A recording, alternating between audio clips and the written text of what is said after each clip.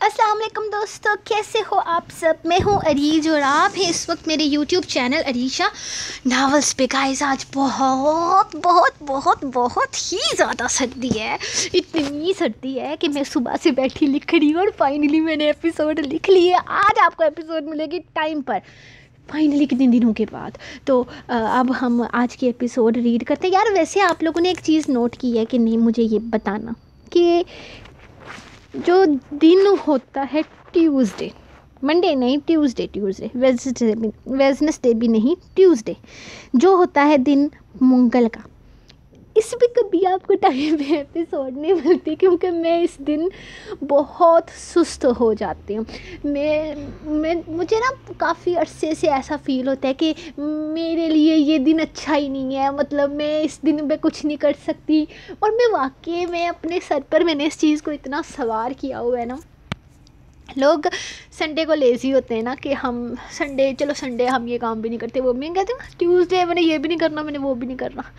ابھی میرا پتہ ہے کیا میں سوچ رہی ہوں، میں نا ٹیوزڈے کو چھٹی کر لیا کروں، باقی سنڈے کو میں ایپیسوڈ دیا کروں، کیونکہ بیسکلی میرا نا تھوڑا سا سسٹم نا ہلا ہوا ہے۔ ہاں، مجھے نا سنڈے والے دن نا ٹیوزڈے والی فیلنگ آتی ہے، ٹیوزڈے والے دن سنڈے والی فیلنگ آتی ہے۔ آپ سمجھ رہے ہیں اس چیز کو؟ خیر، اگر سمجھ میں آ گیا نا آپ کو میری بات، اور آپ کو بھی ایسی کوئی الٹی سیدھی کوئی ہے آپ کو بھی تھوڑا بہت، تو مجھے بتائیے گا کیا ایسا ہوتا ہے سب کے ساتھ، یا آئی ایم اسپیشل ون؟ یار ایپیسوڈ سٹارٹ کرتے ہیں، because I am special one اور میں خود جانتی ہوں۔ چلو آج کی ایپیسوڈ ہے جناب شدت جنون قسط نمبر 63، تحریر عریج شاہ۔ Let's start. عزا بہت خوشی سے ان سب سے ملی تھی۔ اس کے چہرے پر ایک رونق سی تھی، خوشی سی تھی۔ اب وہ خوشی اپنے بھائیوں کو دیکھ کر تھی یا پھر دامیار شاہ کے ساتھ ایک نئی زندگی کی شروعات کر کے، وہ اندازہ نہیں لگا سکے تھے۔ ہاں، لیکن اسے خوش دیکھ کر ایک سکون سا آیا تھا ان سب کے چہروں پر۔ ماشاءاللہ، میری بچی کتنی حسین لگ رہی ہے، دادی نے اس کے دونوں گالوں کو چومتے ہوئے کہا تھا۔ وہ باری باری سب سے ملی، جبکہ دامیار پیچھے کھڑا مسکرا رہا تھا۔ آئی کانٹ بلیو دامیار شاہ کی شادی تمہاری بہن کے ساتھ ہوئی ہے، زبائش جو زران کے بالکل ساتھ کھڑی تھی اس کے کان میں سرگوشی نما آواز میں بولی۔ اس میں بلیو نہ کرنے والی کون سی بات ہے زبائش جی؟ شنایا نے اس کی طرف دیکھتے ہوئے پوچھا تھا، جبکہ پہلی دفعہ ان سب کے بیچ میں وہ اسے خود سے زیادہ کوئی لڑکی حسین محسوس ہوئی تھی۔ مطلب جس طرح زران کی پرسنالٹی ہے، وہ دامیار شاہ جیسی پرسنالٹی کو لائک نہیں کرتا، اس لیے پوچھ لیا میں نے، وہ کم آواز میں بولی تھی تاکہ زران یا پھر سامنے سوال پوچھنے والی شنایا کے علاوہ کوئی نہ سن سکے۔ لیکن عبادت بھی زران کے بالکل پاس ہی کھڑی تھی اور کسی دوسرے کی اسے پرواہ نہیں تھی، لیکن اپنی باتیں وہ دامیار شاہ کے کانوں تک نہیں لے کر جانا چاہتی تھی، کیونکہ دامیار کے ساتھ اسے آگے بہت کام کرنا تھا۔ آخر اس کی ایڈورٹائزمنٹ کمپنی میں وہ جلد ہی بطور ماڈل کام کرنے والی تھی، اور دامیار شاہ اسے اس کی بہت قیمت دے رہا تھا۔ ویسے تو جس طرح سے زران بھیا کی پرسنالٹی ہے، ان کی آپ کے جیسی کوئی فرینڈ ہوگی، اس بات پر بھی میں بلیو نہیں کر سکتی، لیکن آنکھوں دیکھا یقین کرنا پڑ رہا ہے۔ وہ بڑی معصومیت سے آنکھیں پٹپٹاتے ہوئے بولی، تو جہاں زران کے لبوں پر مسکراہٹ آ گئی تھی، وہی عبادت اپنی ہنسی چھپانے کے لیے فوراً چہرہ پھیر گئی تھی۔ What do you mean؟ کیسی ہے میری پرسنالٹی؟ وہ ایک انداز سے اس کے پاس آتے ہوئے پوچھنے لگی۔ مجھے جھوٹی تعریف کرنے کی عادت نہیں ہے، اور اگر میں سچ بولوں گی تو آپ کو برا لگ جائے گا۔ وہ بنا لحاظ کے بولی تو اب کی دفعہ اس کی اتنی معصومیت کو برداشت نہ کرتے ہوئے زبر نے اسے کندھے سے پکڑ کر اپنی دوسری سائیڈ پر کھینچ لیا تھا۔ کیا مطلب ہے اس کا؟ کیسی ہے میری پرسنالٹی؟ کیا کہنا چاہتی تھی وہ؟ کیا مطلب ہے اس کا؟ کیسی ہے میری پرسنالٹی؟ کیا کہنا چاہتی تھی وہ بے چینی سے پوچھنے لگ گئی تھی۔ کچھ نہیں، بچی ہے، جانے دو، زران نے مسکرا کر جیسے بات ہی ختم کر دی تھی۔ تمہاری کزن سسٹر ہے کیا؟ اس نے اس کی طرف دیکھتے ہوئے پوچھا تھا۔ بھابھی ہے میرے چھوٹے بھائی زبر کی منکوہا، اس نے مسکرا کر جواب دیا۔ اوہ نائس، وہ بس اتنا سا ہی جواب دے پائی تھی۔ مبارک ہو دامیار سر، بہت خوشی ہوئی آپ کی شادی کے بارے میں سن کر۔ ویسے بھی کب تک کوارے رہ کر لڑکیوں کے دلوں پر بجلیاں گرانی تھی، اب تو آپ کا بھی حق بنتا تھا۔ اینڈ آئی مسٹ سے، زران کی بہن ہے، اچھی نہ ہو؟ ایسا تو ہو ہی نہیں سکتا، وہ بڑے خوش آمدی انداز میں گویا ہوئی تھی۔ شکریہ زیبائش، اور مجھے پتا ہے وہ کیسی ہے۔ کسی کی بہن ہونے یا نہ ہونے سے مجھے فرق نہیں پڑتا۔ آئی لو ہر، اس نے مسکرا کر ایزا کی طرف دیکھ کر کہا تو وہ بھی جواب میں مسکرا دی تھی۔ آپ سب کے آنے کا شکریہ، میں امید کرتا ہوں آپ سب کی شام اچھی گزرے۔ کم ایزا جان، کچھ لوگوں سے ملوانا ہے تمہیں۔ اس نے ایزا کے کان کے قریب سرگوشی کی تھی۔ نہیں، مجھے نہیں آنا، کہیں پر بھی، میں یہیں رہوں گی اپنی فیملی کے ساتھ۔ ویسے بھی میں انکمفرٹیبل فیل ہو رہا ہے اتنے انجان لوگوں کے ساتھ، میں کسی کو نہیں جانتی ہوں۔ وہ فوراً انکار کر گئی تھی۔ ایزا بچے، تم دامیار کے ساتھ جاؤ گی تو تمہیں پہچان ہوگی نا لوگوں کی، اور ویسے بھی شوہر کے قدموں کے ساتھ قدم ملا کر چلنا پڑتا ہے۔ بابا نے اسے ٹوک کر کہا تھا۔ او نہیں انکل، ایسا کچھ نہیں ہے۔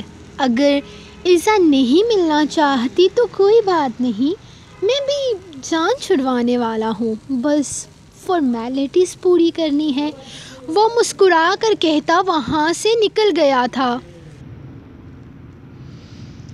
جبکہ ایزا پرسکون ان کے ساتھ کھڑی عبادت عروش اور شنایا سے باتیں کر رہی تھی، جبکہ زہرش مسلسل اس کے چہرے پر کچھ الگ کھوجنے کی کوشش کر رہی تھی، لیکن اس کے چہرے کی مسکراہٹ نقلی یا جھوٹی نہیں لگ رہی تھی، کچھ بھی دکھاوا نہیں لگ رہا تھا۔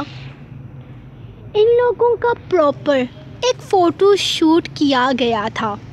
اسے دامیار کے ساتھ ایک کمرے میں بلایا گیا تھا، کیونکہ دامیار اتنا تو سمجھ چکا تھا کہ سب کے بیچ اپنا کسی طرح کا فوٹو شوٹ کروانے میں وہ بالکل بھی ایزی محسوس نہیں کرتی، اور وہ اسے اس کے کمفرٹ زون سے باہر نہیں نکالنا چاہتا تھا۔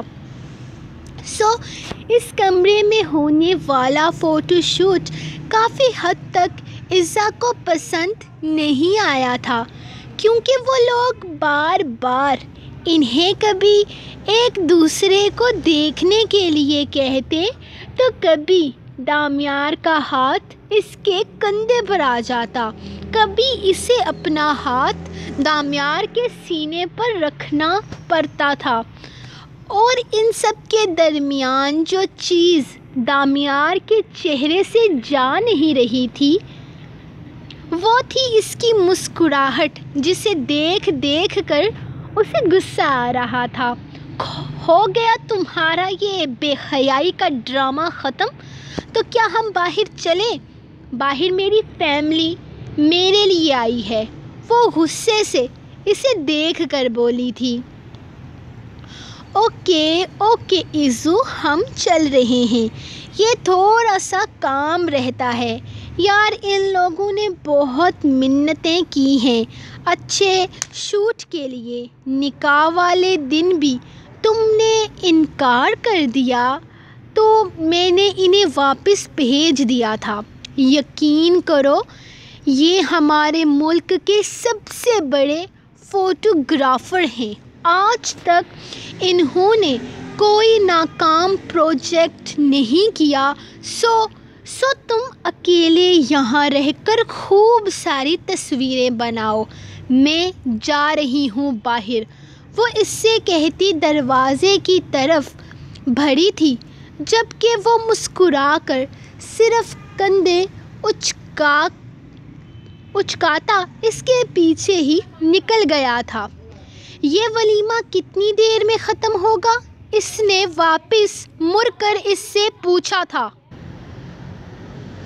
یہ ولیمہ کتنی دیر میں ختم ہوگا؟ اس نے واپس مڑ کر اس سے پوچھا تھا۔ ہو جائے گا ختم تقریباً 6 بجے تک۔ کیوں پوچھ رہی ہو؟ خیریت تو ہے نا؟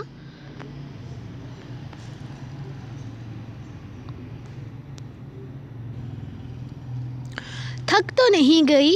وہ اب اس کے قدموں کے ساتھ قدم ملا کر چلنے لگا۔ نہیں، وہ دراصل مجھے روم میں جا کر اپنی کچھ چیزیں لینی ہیں، میرا فون بھی وہیں اوپر کمرے میں ہی پڑا ہوا ہے، اس لیے پوچھا۔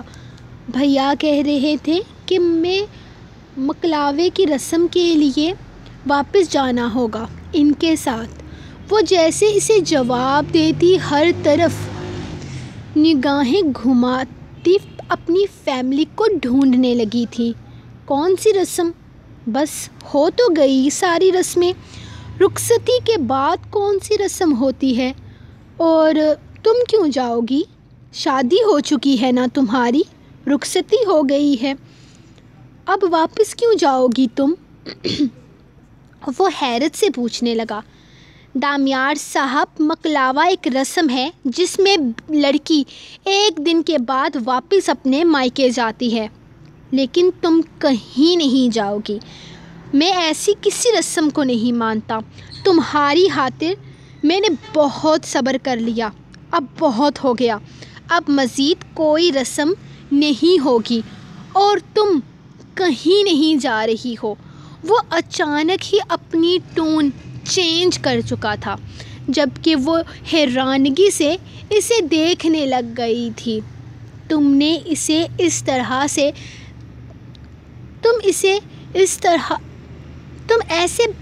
طرح سے بات نہیں کر سکتے دامیار شاہ، تم کہیں نہیں جا رہی ہو، اور تم نے اس بات کو کور کرنا ہے کہ تم اپنے گھر والوں کے سامنے انکار کرو گی۔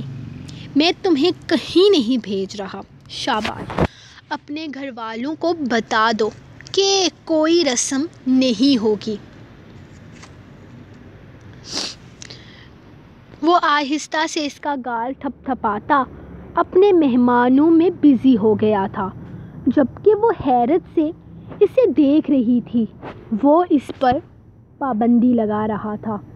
اس نے غصے سے اسے دیکھا، ایک دفعہ پھر سے نظر دہرائی تھی۔ زران اپنے کچھ جاننے والوں کے ساتھ خراب باتیں کر رہا تھا، جبکہ شنایا اور عبادت ایک طرف کھڑی تصویریں بنا رہی تھی۔ بابا اور چچا بھی اپنے بزنس مینز دوستوں کے ساتھ مصروف ہو گئے تھے۔ ہر کوئی بزی تھا۔ ٹیبل پر اس وقت صرف دادی، باریک اور زہرش ہی تھے۔ آہستہ آہستہ سے وہ چلتی ان کے پاس آ کر بیٹھ گئی تھی۔ عزت، تم نے اپنی تیاری مکمل کر لی نا؟ مکلاوے کے لیے ہم تمہیں آج ہی اپنے ساتھ لے جائیں گے، اور انشاءاللہ جب دامیار بھائی تمہیں لینے کے لیے آئیں گے تم ان کے ساتھ واپس آ جانا۔ اس کے آ کر بیٹھنے پر زہرش نے بات شروع کی تھی۔ سوری بھابھی، ایزو آپ لوگوں کے ساتھ نہیں جا پائے گی۔ دراصل کل ایک دوست کی طرف دعوت نکل آئی ہے، اور میرا دوست اور 1-2 دن میں عمرے کے لیے سعودیہ جا رہا ہے، تو اس سے پہلے وہ یہ دعوت کرنا چاہتا تھا۔ اس نے مسکرا کر عزا کے ساتھ ہی کرسی کھینچی تھی۔ تو یہ دعوت وغیرہ بعد میں بھی تو ہو سکتی ہے، جب وہ عمرے سے واپس آئے گا تب دعوت کر لینا، فکر مت کرو، تمہاری شادی تب تک پرانی ہرگز نہیں ہوگی۔ بارک نے کافی سختی سے کہا تھا، اس کے انداز میں ایک تلخی سی تھی۔ دامیار کے لیے وہ اپنے لہجے میں کسی طرح کی کوئی نرمی پیدا نہیں کر پایا تھا۔ تو رسم بھی تو بعد میں ہو سکتی ہے نا؟ مین رسم تو نکاح اور رخصتی تھی، وہ ہو چکی ہیں۔ باقی ان رسموں کو میں مانتا نہیں ہوں بارک۔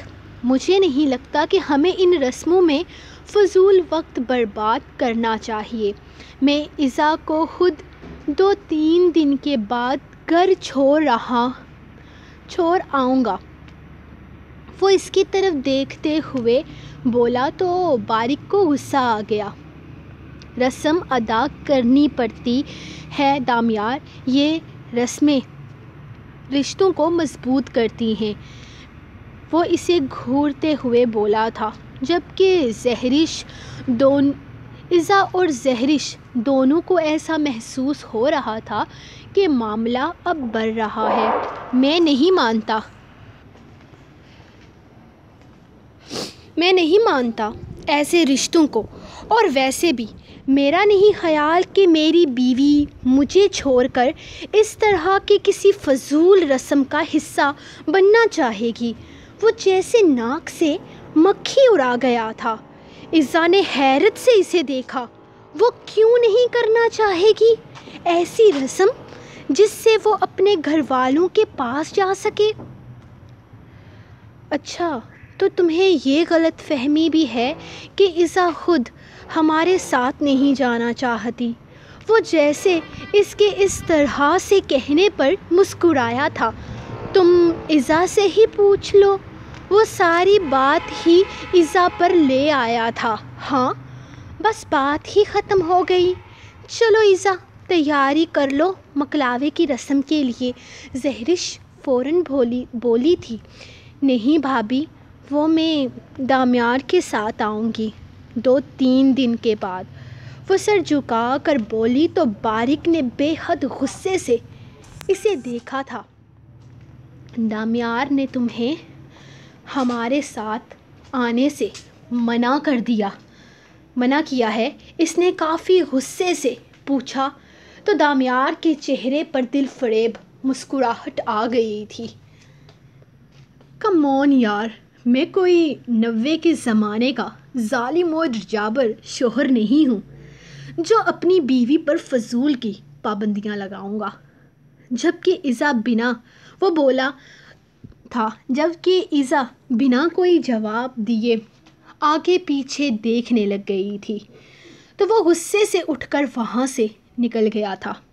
اس کا اس طرح سے چلے جانا دادی اور زہرش دونوں کو پریشان کر گیا تھا، جبکہ عزا کا تو دل بیٹھ گیا تھا۔ ارے یہ کیا بات ہوئی؟ اس طرح سے کیوں اٹھ کر چلا گیا؟ یہ لگتا ہے اسے میری کوئی بات بری لگ گئی۔ عزو جان، میں نے تمہارے بھائی سے ایسی تو کوئی بات نہیں کہی جس سے وہ اس طرح ناراض ہو کر چلا جائے، وہ عزا کی طرف دیکھتے ہوئے بولا تو اس نے غصے سے گھور کر اسے دیکھا تھا۔ نہیں، وہ ناراض ہو کر نہیں گئے دامیار بائی، شاید کوئی ارجنٹ کام یاد آ گیا ہوگا۔ زہرش نے بات کو کور کرنے کی کوشش کی تھی۔ ہاں، ہو سکتا ہے کوئی ضروری کام یاد آ گیا ہو، اسے دادی نے بھی بیچ میں بول کر باریک کو کلیئر کرنے کی کوشش کی تھی۔ حالانکہ جب سے دامیار کا اصل چہرہ ان کے سامنے آیا تھا، وہ دامیار کے کبھی بھی منہ نہیں لگی تھی۔ بالکل، آپ ٹھیک کہہ رہے ہیں۔ اب بہنوئی سے کوئی ناراض ہو سکتا ہے کیا؟ وہ کندھے اچکا کر بولا۔ ویسے وہ آپ کے گھر جو مہمان آئے ہوئے ہیں، آپ کی پھپھو، وہ نہیں تشریف لائی یہاں؟ خیریت؟ وہ کچھ یاد کرتے ہوئے کہنے لگا۔ ان کی تیاری تھی، لیکن آپ کا ویڈنگ ڈیزائنر شاید انہیں انوائٹ کرنا بھول گیا۔ وہ آخری وقت تک آپ کی طرف سے انویٹیشن کا انتظار کرتے رہے۔ ویسے تو نمرا تیار بھی تھی صبح ہمارے ساتھ آنے کے لیے، لیکن پھر آپ کی طرف سے دعوت نہیں ملی تھی تو پھر پھوپھو نے منع کر دیا۔ اس نے تفصیل سے بتایا تھا۔ اگر تیاری تھی تو آ جاتی، یہ کیا بات ہوئی؟ کوئی دعوت نامہ ہونا ضروری ہوتا ہے کیا؟ وہ کچھ الجھ کر پوچھنے لگا۔ ہمارے رشتہ داروں میں ہوتا ہے دامیار۔ پھوپھو کی ناک بہت اونچی ہے۔ چھوڑیں، رہنے دیں۔ اس کے ساتھ بیٹھی ایزا اس انداز میں بولی تھی کہ دامیار کے لب مسکرا اٹھے۔ وہی زہرش اپنی ہنسی چھپا گئی تھی۔ بے شرم، پھوپھو کے بارے میں ایسی بات کرتے شرم نہیں آتی؟ دادی نے ڈپٹا تھا۔ اوہ، I'm sorry، میں تو بھول گئی کہ میں ایک ماں کے سامنے اس کی بیٹی کی تعریف کر رہی ہوں۔ سوری دادی، میں نہیں کہتی آپ کی بیٹی کو کچھ بھی، وہ منہ بنا کر بولی، جبکہ وہ اندازہ لگا رہا تھا کہ وہ اپنی پھوپھو کے ساتھ کوئی اچھا ریلیشن شپ نہیں رکھتی۔ کوئی بات نہیں، کچھ دنوں کے بعد ہم دعوت رکھ لیں گے، سب کو انوائٹ کر لیں گے۔ وہ جیسے مسئلے کا حل نکال رہا تھا۔ ایسا کچھ نہیں بولی، جبکہ زہرش ہلکا سا مسکرا دی تھی۔ یہ چڑیل کب سے زران بھیا کے ساتھ چل رہی ہے؟ تم کوئی ایکشن کیوں نہیں لے رہی ہو؟ کیسی بیوی ہو تم؟ ادھر دیکھو عروج کو، کیسے وہ شہیر بھیا کے ساتھ چل رہی ہے تاکہ کوئی بھی اس کے شوہر پر نظر نہ رکھ سکے۔ تمہیں تو اپنے ہینڈسم سے شوہر کی کوئی پرواہ ہی نہیں ہے۔ جاؤ اور اس چڑیل کو، زبائش کو بتاؤ کہ زران بھیا کی بیوی تم ہو اور ان کے ساتھ اس طرح باہوں میں باہیں ڈال کر چلنے کا حق صرف تم رکھتی ہو۔ باہوں میں باہیں تو نہیں ڈالی ہوئی، اس نے حیرت سے بتایا تھا۔ ہاں تو تم انتظار کرو گی کہ کب باہوں میں باہیں ڈال کر وہ چلے، پھر تم ایکشن لوگی۔ شنایا کمر پہ ہاتھ رکھتے ہوئے بولی۔ نہیں، میں تو صرف کلیئر کر رہی تھی کہ باہوں میں باہیں نہیں ڈالی ہوئی۔ ارے جاؤ یار، اپنے شوہر پر نظر رکھو، فضول کی باتوں پر دھیان ہے، اور جس چیز پر دھیان رکھنا چاہیے اس کا کوئی ہوش ہی نہیں ہے۔ ارے یار، میں تو چلی جاؤں گی، تم بھی ذرا اپنے شوہر کی طرف دھیان دو۔ وہ لڑکی کب سے انٹرویو لیے جا رہی ہے زبر ماموں کا، حالانکہ زبر ماموں اس کو جانتے نہیں ہیں۔ مجھے نہیں دھیان دینا ان پر، ویسے بھی ہماری تو طلاق ہو جائے گی نا، تم اپنی لائف سیٹ کرو، وہ مزے سے کہتی ٹیبل کی طرف چلی گئی تھی، جبکہ عبادت کو اس کے الفاظ سن کر عجیب سا محسوس ہوا تھا۔ اس لڑکی کے لیے طلاق ایک معمولی سی بات تھی، جیسے صرف ایک لفظ تھا۔ اس کے لیے شاید وہ اس کا مطلب نہیں سمجھتی تھی۔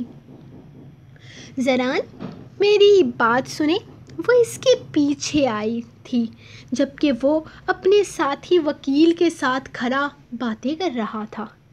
اس کے بلانے پر مڑ کر اس کے پاس آیا تو زبائش بھی اس کے ساتھ ہی مسکراتے ہوئے اس کے پاس آ گئی تھی۔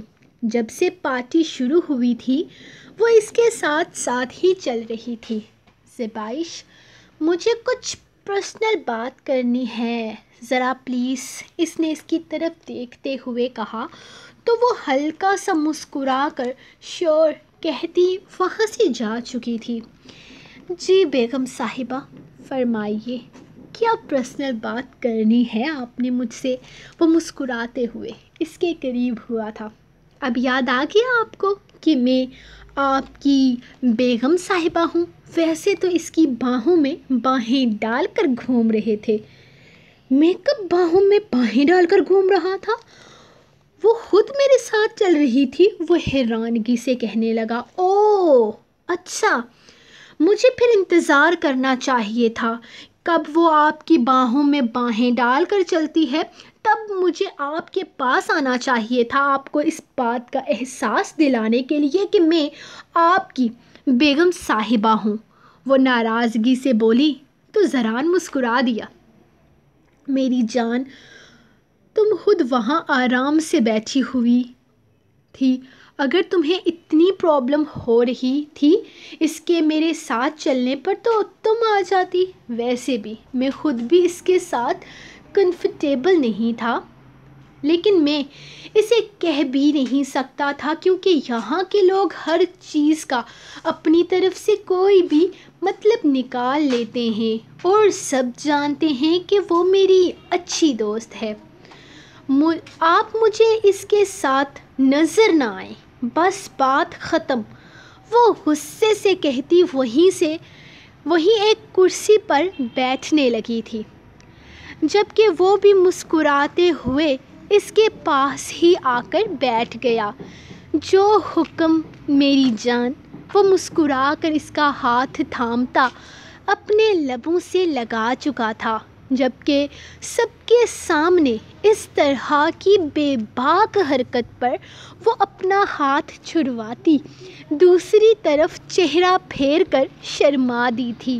اس طرف دیکھتے ہوئے بھی شرما سکتی ہو، مجھے کوئی مسئلہ نہیں ہے۔ وہ اسے مزید تنگ کرنے لگ گیا تھا، جبکہ دور فاصلے پر اپنے کسی جاننے والے کے ساتھ کھڑی زبائش کی نگاہیں انہی پر تھی۔ زیبی، مجھے تو یہ خبر ملی تھی کہ تمہارا اور زران شاہ کا افیئر چل رہا ہے اور بہت جلد تم ایک بندھن میں بندھنے والے ہو، لیکن یہ سب کیا ہے؟ زران کسی اور سے شادی کر چکا ہے، تمہارے ساتھ اس کا 4-5 سال کا افیئر نہیں تھا؟ وہ بہت ٹاکسک تھا، بہت پابندیاں لگاتا تھا مجھ پر، یہاں مت جاؤ، وہاں مت جاؤ، یہ مت پہنو، وہ مت پہنو، سو میں نے اسے چھوڑ دیا۔ خیر، اب اسے اس کی ٹائپ کی مل چکی ہے، جیسی لڑکی وہ چاہتا تھا ویسی مل چکی ہے۔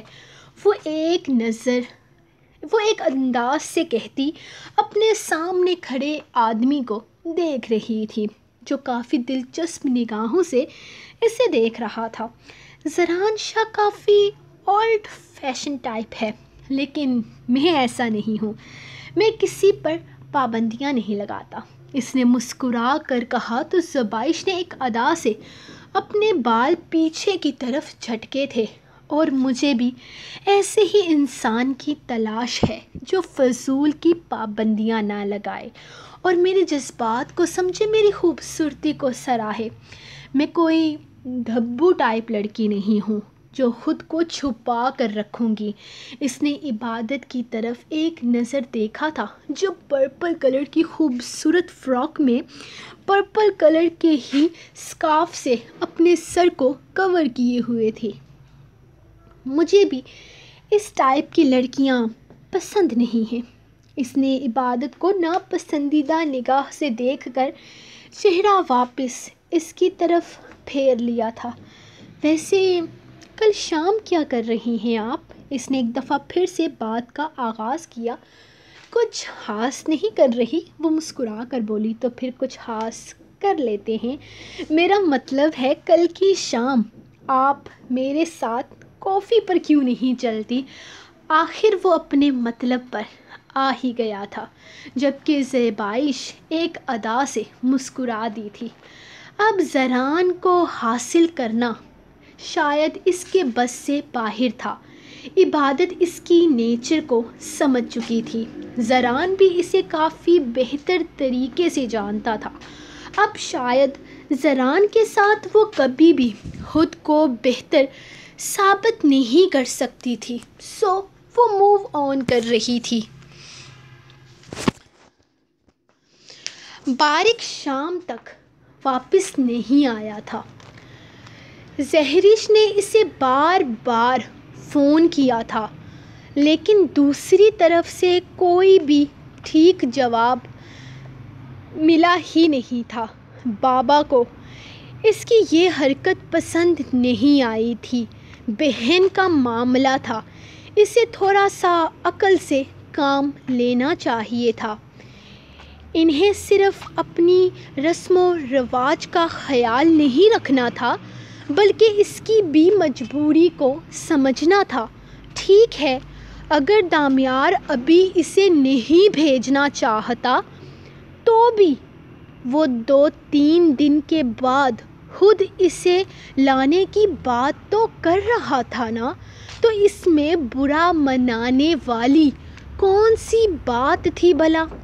شام کو وہ سب لوگ واپس جانے کی تیاری کرنے لگے تو انہیں ایزا اداس سی لگنے لگی تھی۔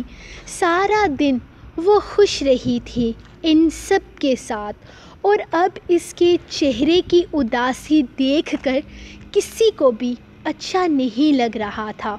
میرا بچہ، دامیار نے کہا تو ہے نا کہ وہ 2 دن کے بعد تمہیں لے کر آئے گا، تو اداس نہیں ہوتے۔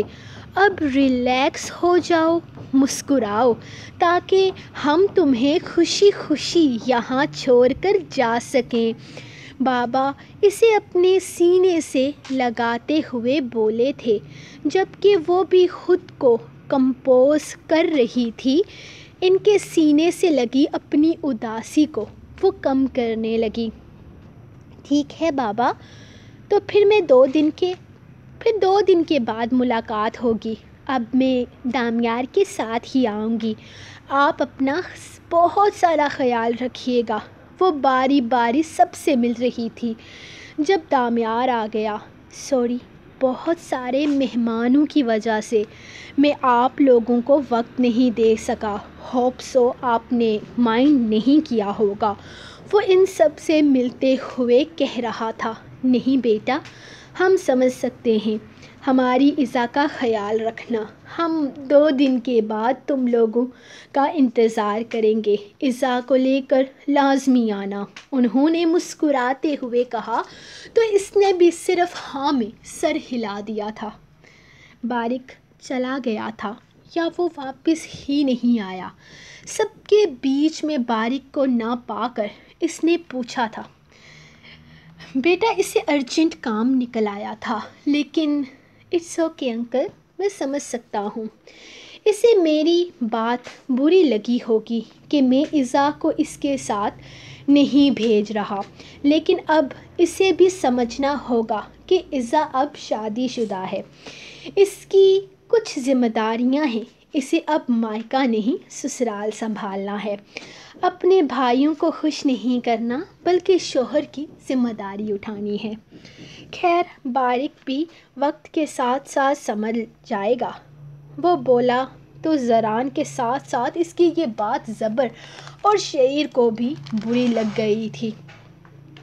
آپ کے ساتھ اس کی شادی ہو چکی ہے، اس کا یہ مطلب نہیں کہ وہ اپنے گھر والوں کو بھول جائے، شعیر نے بیچ میں بولنا ضروری سمجھا تھا۔ آپ کے ساتھ اس کی شادی ہو چکی ہے، اس کا یہ مطلب نہیں ہے کہ وہ اپنے گھر والوں کو بھول جائے۔ شعر نے بیچ میں بولنا ضروری سمجھا تھا۔ بھولنے کے لیے کوئی نہیں کہہ رہا شہر، لیکن ہر لڑکی کی شادی کے بعد کچھ ذمہ داریاں ہوتی ہیں، اور یہ بات لڑکی کے ساتھ ساتھ اس کے گھر والوں کو بھی سمجھنی چاہیے۔ اس نے فوراً جواب دیا تھا، دامیار آپ بھی نا ذرا سی بات کا پہاڑ بنا دیتے ہیں۔ ٹھیک ہے، میں سمجھ گئی، آپ کی طرف سے میری بہت ذمہ داریاں نکلتی ہیں، لیکن اس کا یہ مطلب نہیں ہے کہ میں آپ کی ہی ہو کر رہ جاؤں گی۔ میرے چار بھائی ہیں جو میرے لیے بہت اہم ہیں، اور میں اپنے بھائیوں کو آپ کے لیے ہرگز ناراض نہیں کروں گی، اسی لیے آپ کو کل ہی مجھے گھر لے کر جانا ہوگا۔ وہ ضدی سے لہجے میں بولی، جو حکم میری جان۔ اس نے مسکراتے ہوئے سر کو ہم دے کر کہا، جبکہ اس کے انداز پر وہاں موجود سب لوگ مسکرا دیے تھے۔ وہ کمرے میں آیا تو ایزا شیشے کے سامنے بیٹھی اپنے زیورات اتار رہی تھی۔ میرا انتظار تو کرتی، کل کیا میرے جذبات کو بے سکون کر کے تمہیں سکون نہیں ملا؟ وہ کمرے میں اس کے بالکل عقب میں آ کر کھڑا ہو گیا۔ اچھا، تو آپ اس خوش فہمی میں اس کمرے میں تشریف رکھ رہے ہیں کہ میں یہاں آپ کی منتظر بیٹھی ہوں گی۔ وہ ایئر رنگز اتار کر ٹیبل پر پھینکتی اٹھ کر اس کے سامنے کھڑی ہو گئی تھی۔ نہیں، اتنی خوش فہمیاں میں نہیں پالتا ہوں، لیکن تمہیں میں الگ سوچ رہا تھا۔ مجھے لگ رہا تھا کہ تم یہ فضول کے ڈرامے نہیں کرو گی، لیکن تم تو بہت چھوٹے دل کی نکلی۔ مجھے لگا تھا کہ تم مجھے گناہوں سے بچاؤ گی، تم مجھے غلط راستے کا مسافر نہیں بننے دو گی، لیکن تم تو مجھے خود گناہوں میں دھکیل رہی ہو۔ اب بیوی کے ہوتے ہوئے کسی دوسری عورت کے پاس جاؤں گا تو اس کا گناہ مجھ پر نہیں تم پر آئے گا۔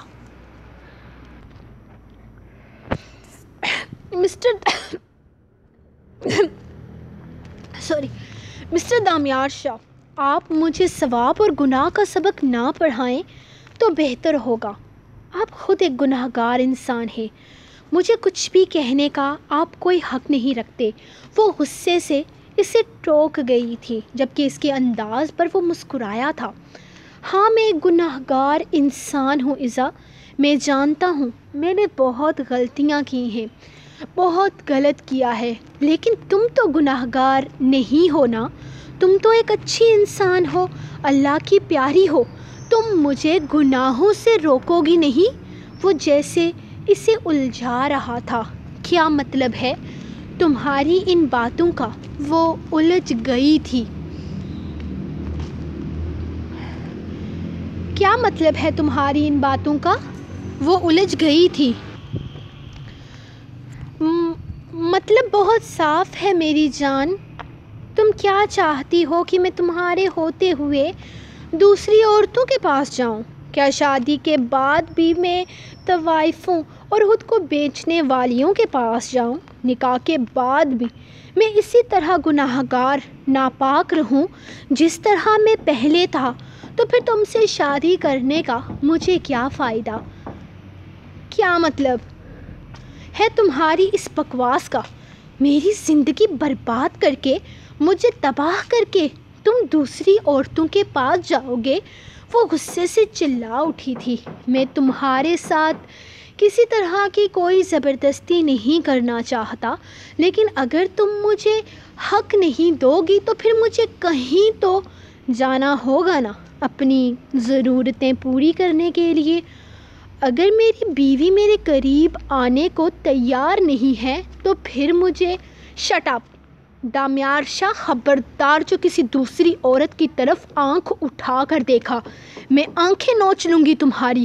مجھے کمزور یا بے بس ہرگز مت سمجھنا، تم نے مجھے تباہ کر دیا، میرے بھائیوں کی نظر میں مجھے بدکردار کر دیا، میرے گھر والوں کی نظر میں میری کوئی عزت نہیں چھوڑی، اور تم دوسری عورتوں کے پاس جا کر منہ مارو گے۔ اس کے غصے کی کوئی انتہا نہ رہی تھی۔ اس کے ذہن میں جیسے اس کی باتیں گونجنے لگی تھی۔ وہ اپنا سب کچھ چھوڑ کر اس کے پاس آئی تھی اور وہ دوسری عورتوں کے پاس جانے کی بات کر رہا تھا۔ میں نے کہا نا، میں گناہگار انسان ہوں، میں ہر وہ کام کرتا ہوں جو اللہ نے غلط قرار دیا ہے۔ میری زندگی میں کچھ نہیں تھا، کوئی امید کی کرن نہیں تھی۔ کسی نے مجھے غلط صحیح سکھایا ہی نہیں، کسی نے مجھے بتایا ہی نہیں کہ شراب نہیں پینی چاہیے، یہ غلط ہے، یہ گناہ ہے۔ خدا کو ناپسند ہے، کسی نے مجھے بتایا ہی نہیں کہ نکاح کے بنا کسی عورت کے پاس نہیں جانا چاہیے، یہ گناہ ہے۔ خدا کو ناپسند ہے۔ میں روز مدرسے جاتا تھا 8 سال کی عمر سے، جب قاری صاحب بتاتے تھے کہ نماز یاد کرو، اللہ کو پسند ہے۔ میں نے نماز یاد کر لی۔ قاری صاحب نے کہا قرآن پڑھو، اللہ کو پسند ہے۔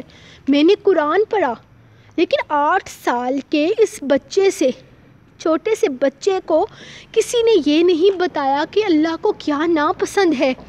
آج کل کا جو مسلمان ہے نا، اس کو صرف نماز قرآن کی تعلیم دی جاتی ہے اور کوئی تعلیم دی ہی نہیں جاتی۔ جب مجھے گناہ کی لت لگ گئی، جب مجھے گناہوں میں لذت محسوس ہونے لگی، تب جا کر مجھے بتایا گیا کہ یہ غلط ہے۔ ہاں، اس وقت تمہیں پتہ ہے میں 11 سال کا تھا جب میں نے قرآن ختم کیا، اور قرآن ختم کرنے پر بہت بڑی پارٹی ہوئی۔ اس کے بعد مجھے کسی نے نہیں کہا کہ مجھے قرآن پڑھنا ہے۔ میں نے نماز پڑھنا سیکھ لیا، لیکن مجھے کسی نے نہیں کہا کہ صرف سیکھنی نہیں ہے، مجھے وہ پڑھنی ہے۔ میں نے زندگی میں صرف گناہ دیکھے ہیں ایزا، اور گناہوں میں بہت لذت ہے۔ میں نے آج تک بہت عورتیں دیکھی ہیں جو دولت کی خاطر میرے پاس آتی ہیں۔ تم وہ پہلی عورت ہو جس نے میری دولت پر تھوک کر اپنی عزت کی خاطر اپنی جان پر کھیلا تھا۔ وہ اس کے مزید قریب آتا، اس کا چہرہ اپنے ہاتھوں میں تھامے اس پر جھکے بولا، جبکہ وہ خاموشی سے اسے سن رہی تھی، تم میری زندگی میں آئی پہلی پاک عورت ہو۔ میں ڈیزرو نہیں کرتا ایک پاک عورت، کیونکہ میں ایک ناپاک گناہگار انسان ہوں۔ لیکن کیا تم مجھے گناہوں سے بچانے میں مدد نہیں کرو گی؟ کیا تم میرا ساتھ نہیں دو گی مجھے ان گناہوں سے دور ہونے کے لیے؟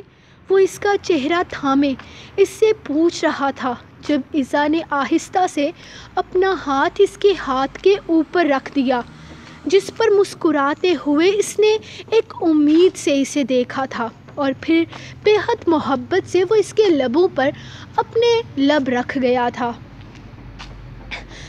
سو گائز، یہ تھی آپ کی آج کی ایپیسوڈ۔ یار ایزا تے پگھل گئی نہیں؟ آپ کو کیا لگ رہا ہے؟ مطلب ایزا پگھل گئی سچ میں؟ دامیار کی باتوں میں آ گئی ہے؟ دامیار تے بڑا چلاک نکلا نہیں؟ اوکے، خیر، وہ کیا کہتے ہیں اس کو کہ مرد کو پتہ ہوتا ہے کہ وہ اپنی عورت کو کس طرح سے اپنی باتوں میں لگا سکتے ہیں۔ خیر، ایزا تو خیر پگھل گئی، تو آپ سب سے پہلے تو میرا ایک کام کرو، اس چینل کو ذرا سبسکرائب کر دو خبردار۔ جو کسی نے مجھے پوچھا کہ باقی ایپیسوڈ کدھر سے ملیں گی، یار چینل کے اندر سے ہی ملیں گی نا، اور کدھر سے ملیں گی؟ جلدی سے جاؤ اور چینل کو سبسکرائب کرو تے نال اس ویڈیو نو لائک کر دیو پلیز۔ ملیں گے نیکسٹ کل کے ایپیسوڈ میں، تب تک کے لیے اپنی رائٹر کو دیں اجازت اور دعاؤں میں یاد رکھیں۔ اللہ حافظ۔